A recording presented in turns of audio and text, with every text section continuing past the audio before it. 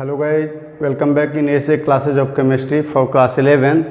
आज हम लोग पीरियोडिक क्लासिफिकेशन में ही आगे बढ़ते हुए पीरियोडिसिटी इन प्रॉपर्टीज पढ़ेंगे। लेकिन पीरियोडिसिटी इन प्रॉपर्टीज को, एटॉमिक रेडियाई वगैरह को स्टार्ट करने से पहले थोड़ा से उसमें एक दो इम्पॉर्टेंट चीज़ है, उसको हम लोग देख लेते हैं। सबसे पहला चीज़ है कि स्क्रीनिंग इफेक्ट और शील्डिंग इफेक्ट। तो ये स्क्रीनिंग इफेक्ट और शील्डिंग इफेक्ट आपको यहाँ जान लेना चाहिए, और इसका 12th क्लास में भी जब पी और डी और एफ ब्लॉक का करेंगे एक्सप्लेनेशन, तो वहाँ पर भी आपको ज़रूरत होगा।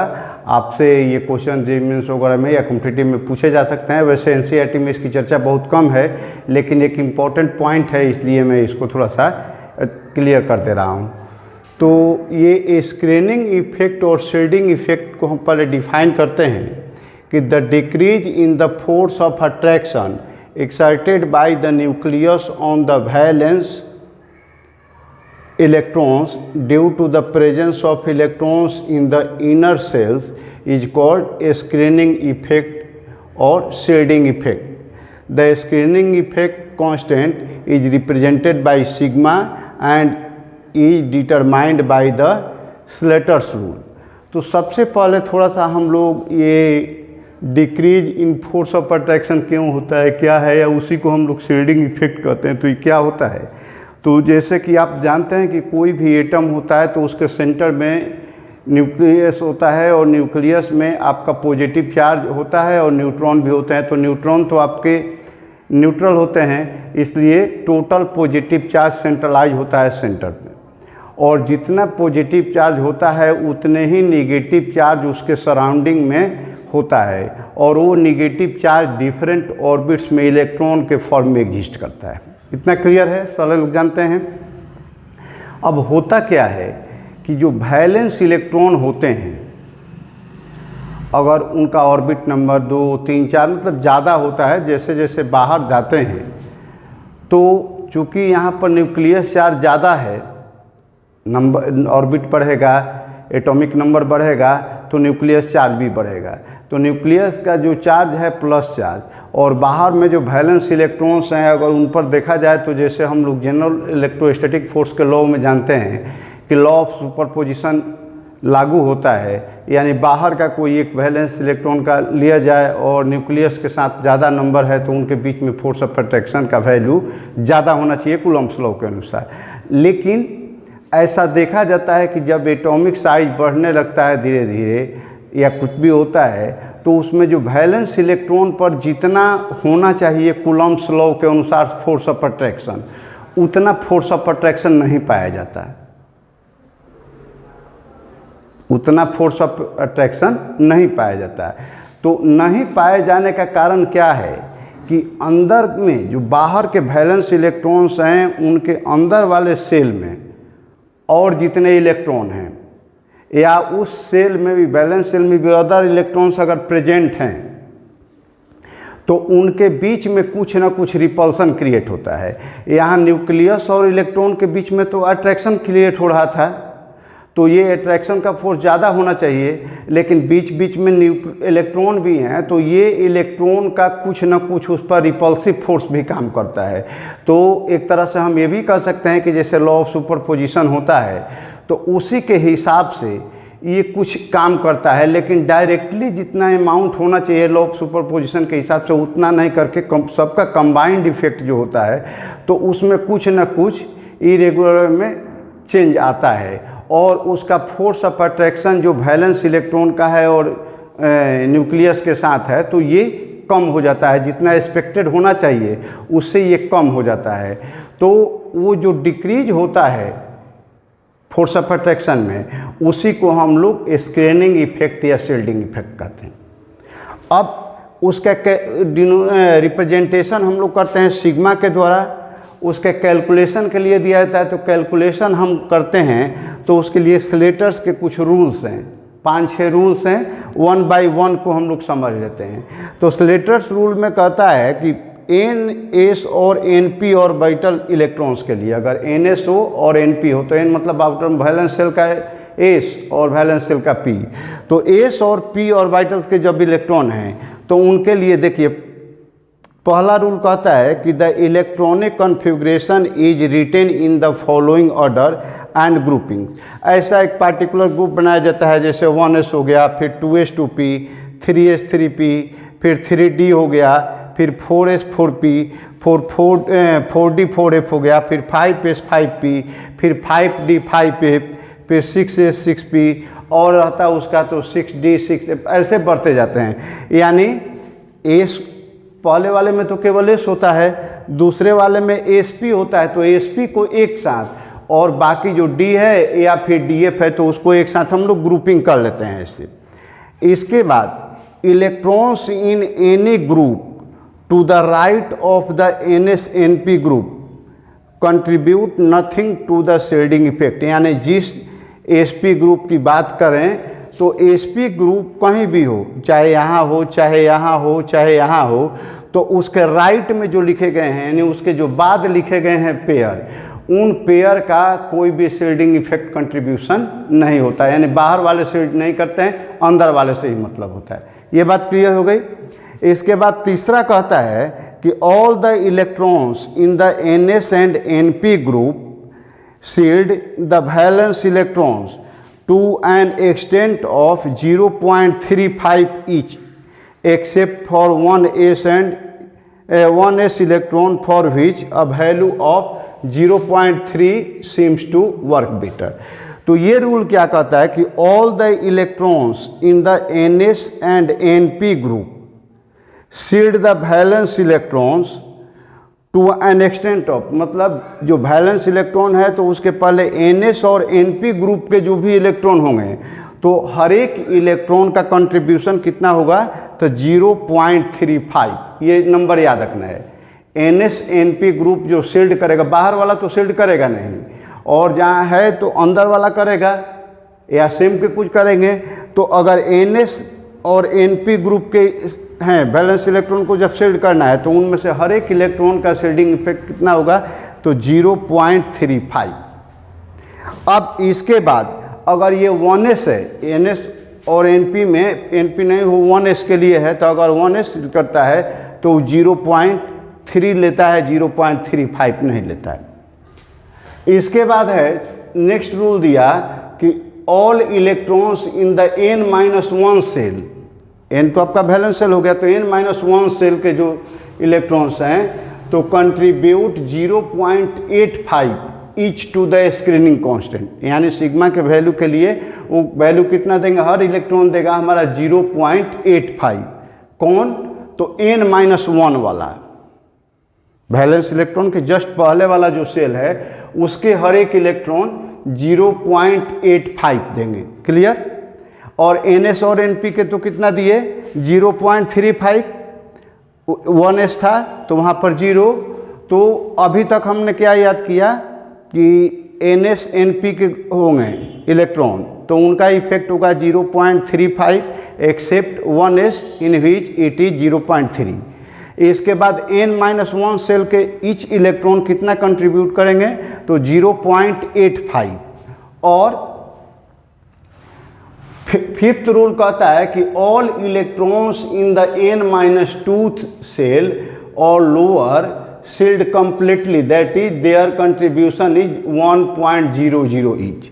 यानी n-2 और n-2 के पहले लोअर उससे जितने हैं वो सारे के लिए 1 होता है हर एक इलेक्ट्रॉन के लिए। अब ये बात ध्यान रखना है कि ये पांचों बात जो थी किसके लिए थी, तो NS और NP ऑर्बिटल इलेक्ट्रॉन्स के लिए थी।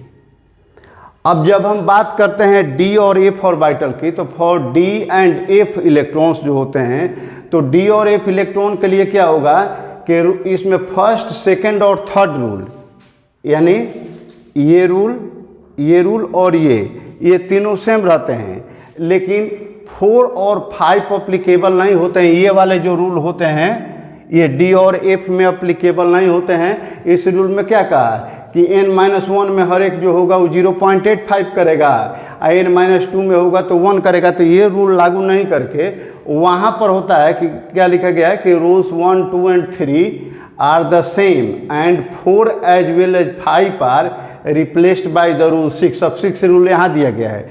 तो तो डी और एफ के लिए ये दोनों लागू नहीं होंगे, उनके जगह पर ये होगा। तो इसमें क्या कहता है कि all the electrons in the group lying left to N D और एन एफ, यानी जो भी आपका डी और एफ है तो उसके पहले वाले जितने भी ग्रुप हैं तो सब के सब आपको 1 इलेक्ट्रॉन का कंट्रीब्यूशन करेंगे टू द शील्डिंग इफेक्ट।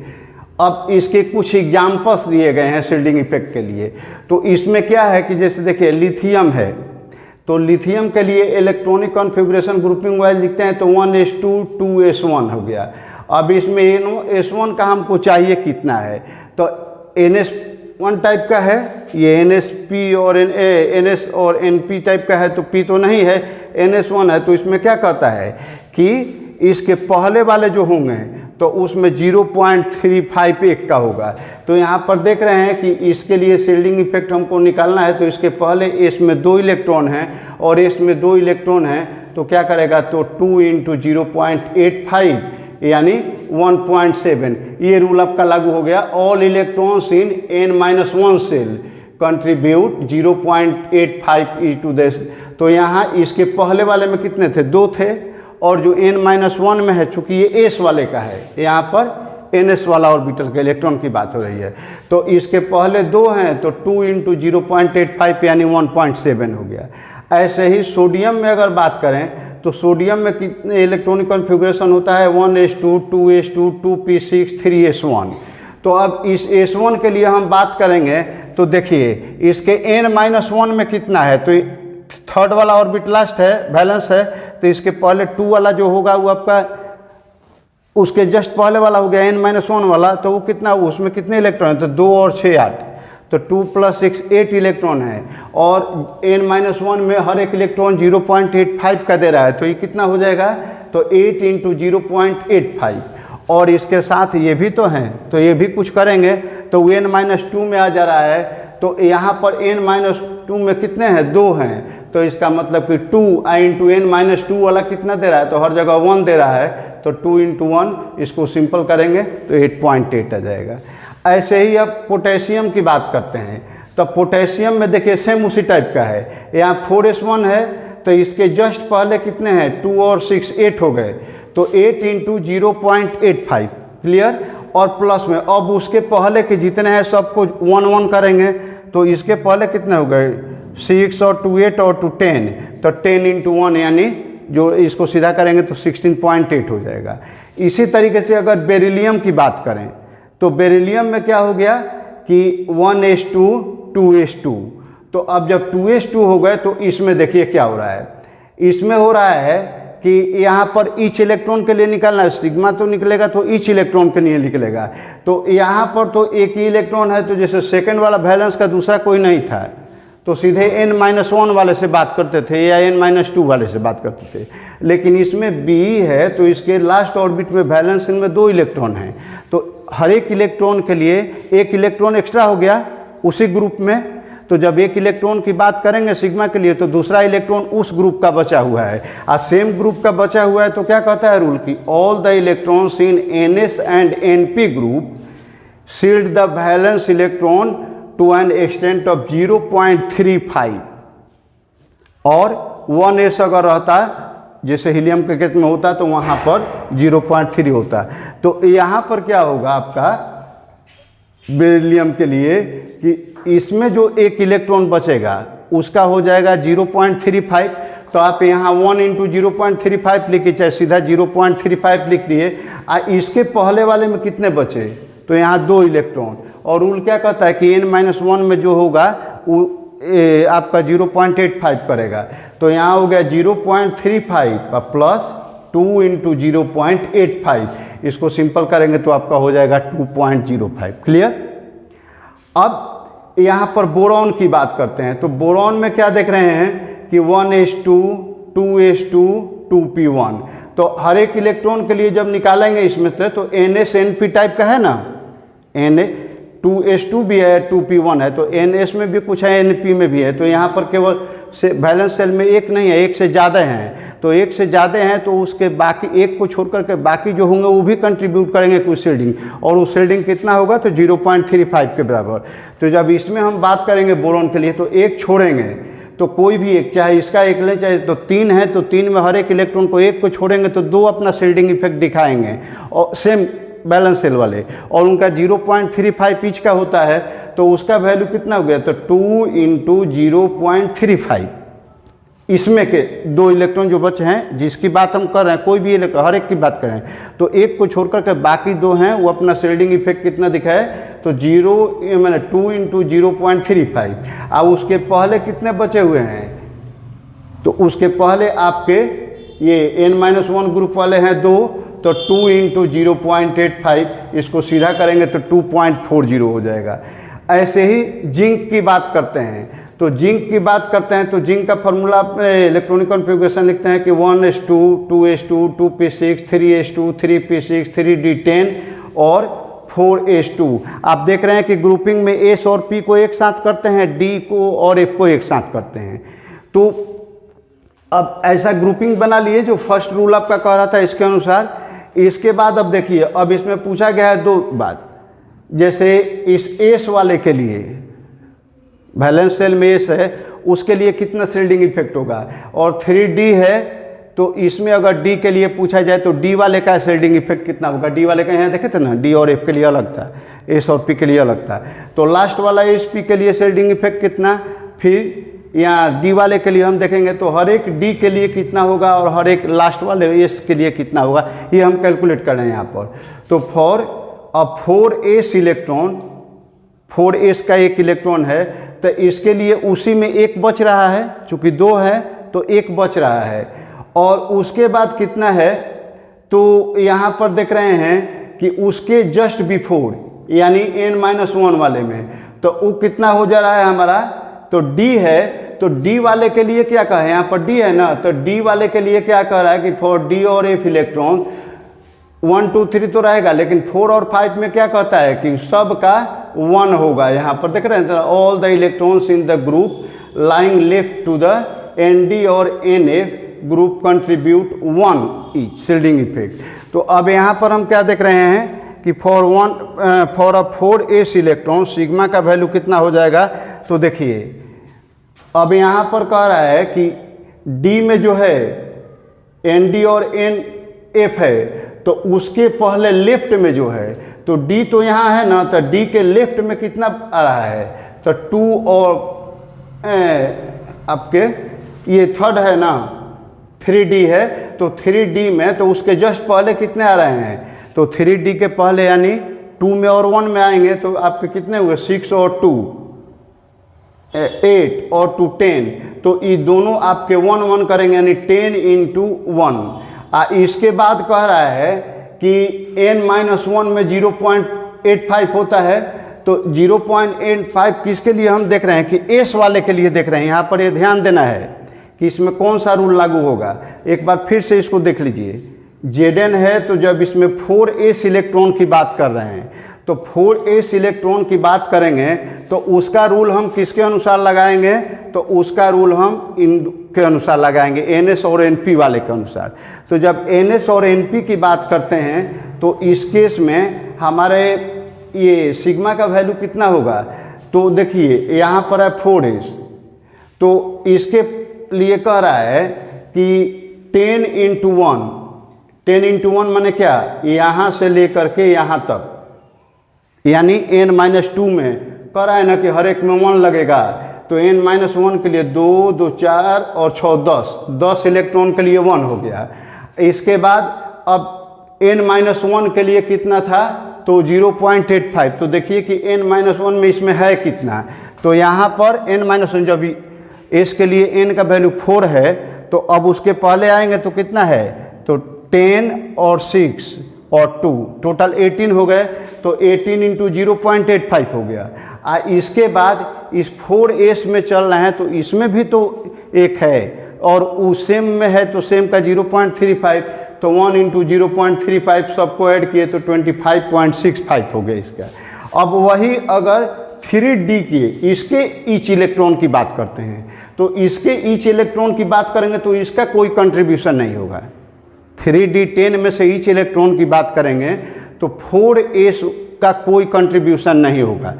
अब क्योंकि यहाँ पर कहता है कि electrons in any group of the right NS&P group contribute nothing. तो इसमें डी की बात करें तो डी के राइट में जो है वो कुछ नहीं करेंगे, लेफ्ट वाले की बात है। तो लेफ्ट वाले में देखिए जब यहाँ चल रहा है तो अब डी वाले के लिए क्या कहता है कि all the electrons in the group lying left to the ND और NF group contribute 1। तो देखिए अब D के लिए चलेंगे तो D के पहले टोटल कितने हो रहे हैं, तो 2 2 4 6 10 2 12 6 18 को हो रहे हैं D के पहले। तो 18 का 1 होगा और यहाँ 3D में 10 है, तो इधर वाले सब का तो 1 1 क्लियर हो गया। इसमें जो ईच की बात कर रहे हैं तो 10 में से 1 हटा देते हैं जिसकी बात कर रहे हैं, तो बाकी आपके 9 बच रहे हैं। और सेम में जो भी होगा तो सेम में तो वही है 0.35, तो 9 इंटू 0.35 तो उसका कितना हो जाएगा, ये टोटल करेंगे तो 21.15, यानी 3D इलेक्ट्रॉन में ईच का हो जाएगा आपका सिग्मा का वैल्यू 21.15। तो जिसकी भी बात करें ये ध्यान देना है, चाहे SO_P हो D हो कुछ भी हो, जिस ग्रुप में है तो उसमें आपका ND हो NF हो NS हो NP हो तो सेम ग्रुप का जो होगा वो 0.35 करेगा। और उसके पहले अगर SP में है तो जस्ट पहले वाला जो होगा वो 0.85 करेगा, उसके पहले वाला 1 करेगा। अगर वही D चाहे F में है तो उसके पहले वाले जितने हैं सब के सब फ्लैट 1 करेंगे, और 1s के केस में आपका 3 होगा 0.3 होगा।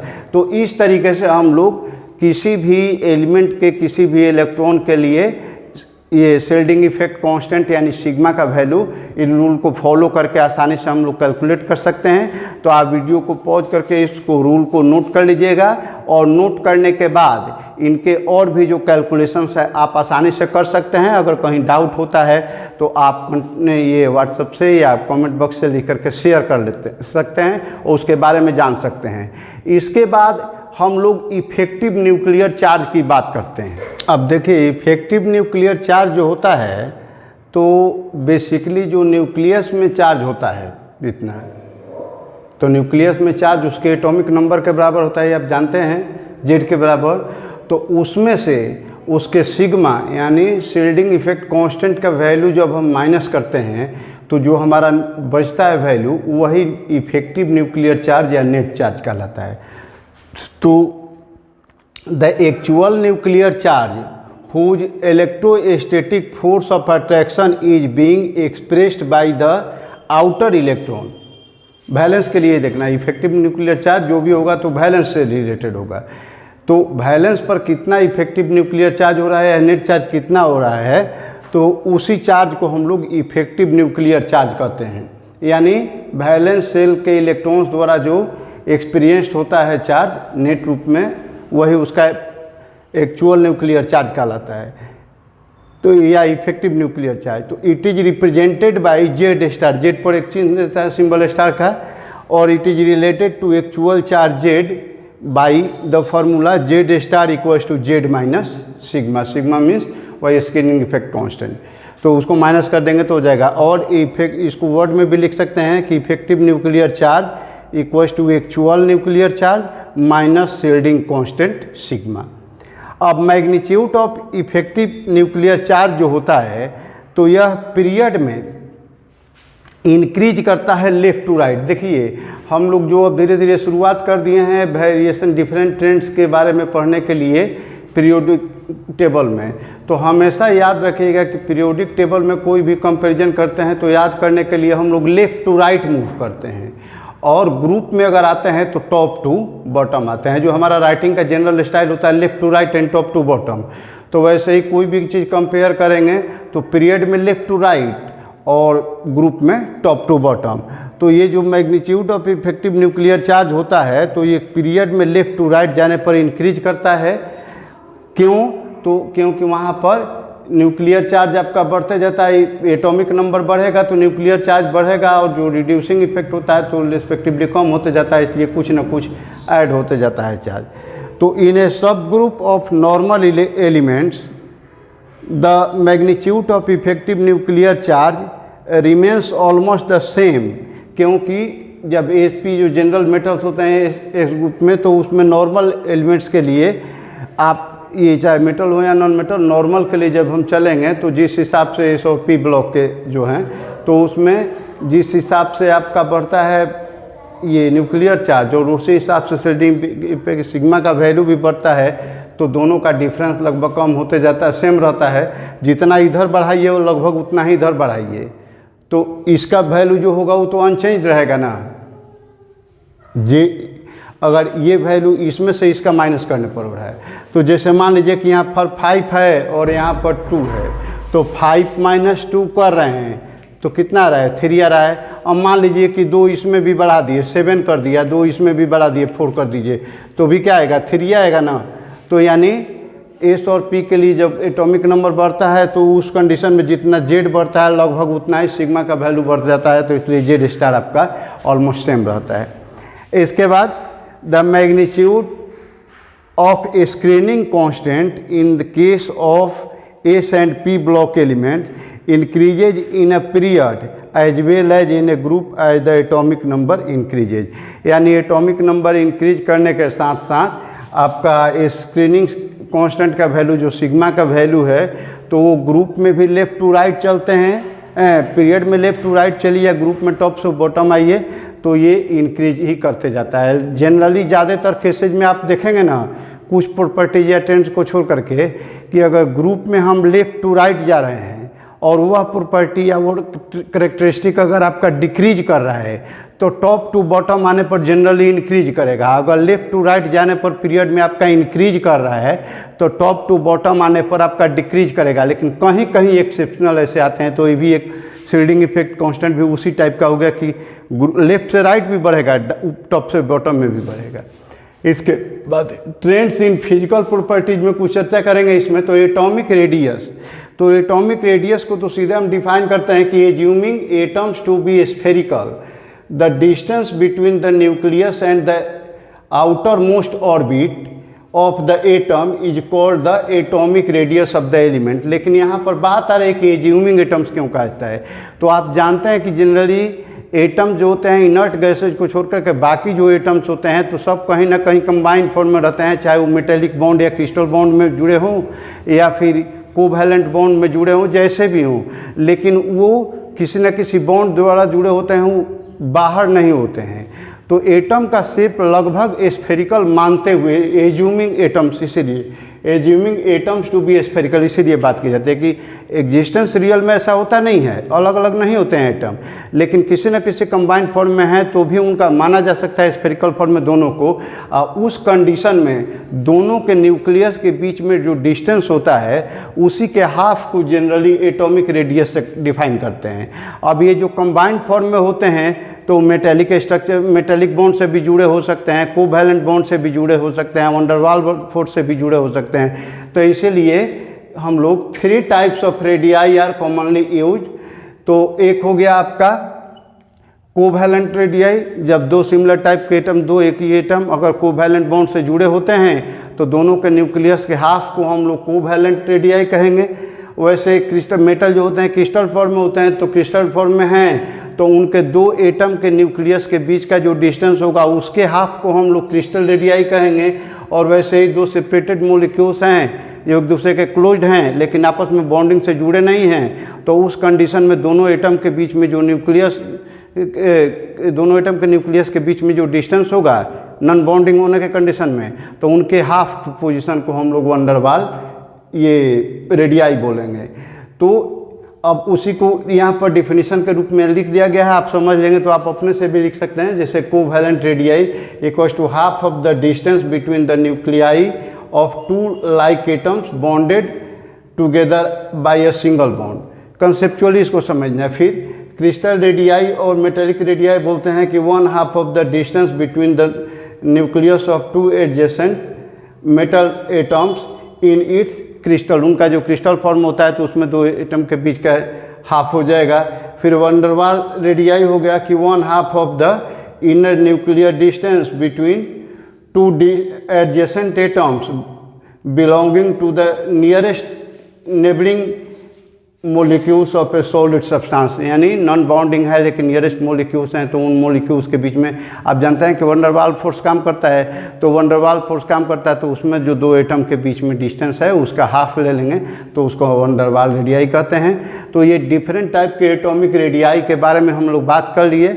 अब इसके बाद जनरली उसका ट्रेंड यही होता है कि जब एटॉमिक रेडियाई हम लोग left to right, general trend, बीच में एक आध जगह एक्सेप्शनली आपका वेरिएशन थोड़ा सा मिल सकता है, लेकिन जनरल ट्रेंड यही होता है कि लेफ्ट टू राइट अगर बढ़ते हैं किसी पीरियड में तो वहाँ पर एटॉमिक रेडियाई धीरे धीरे डिक्रीज करते जाता है प्रोग्रेसिवली, और अगर किसी ग्रुप में टॉप से बॉटम की ओर आते हैं तो वहाँ पर इंक्रीज करता है। रीजन क्या है कि पीरियड में सेम पीरियड है तो ऑर्बिट तो सेम है, लेकिन जब जैसे जैसे एटॉमिक नंबर बढ़ रहा है तो वहाँ पर नंबर ऑफ वैलेंस इलेक्ट्रॉन बढ़ रहा है, इफेक्टिव चार्ज बढ़ रहा है, तो एक दूसरे को अट्रैक्ट करेंगे वहाँ पर ज़्यादा, तो इसलिए उसका साइज छोटा होते जाएगा। जब टॉप से बॉटम की ओर आएंगे तो वहाँ पर नंबर ऑफ पीरियड्स बढ़ते हैं, यानी नंबर ऑफ ऑर्बिट बढ़ते हैं। नंबर ऑफ ऑर्बिट बढ़ने के कारण धीरे धीरे उसमें कुछ प्रोग्रेसिवली इंक्रीज होता है।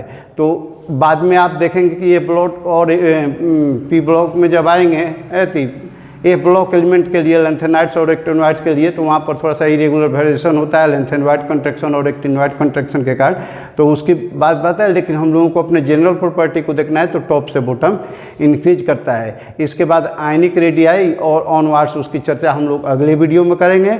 अभी तक आप चैनल पर नए हैं तो प्लीज़ सब्सक्राइब करके बेल आइकन को प्रेस कर दीजिए, ऑल नोटिफिकेशन प्रेस कर दीजिए ताकि लेटेस्ट अपडेट आपको मिलते रहें। वीडियो आपको अच्छा लगा तो लाइक कीजिए, फ्रेंड्स में शेयर कीजिए। मिलते हैं इसी के अगले टॉपिक के साथ, कंटिन्यू करते हुए अगले वीडियो में। तब तक के लिए thank you, best of luck.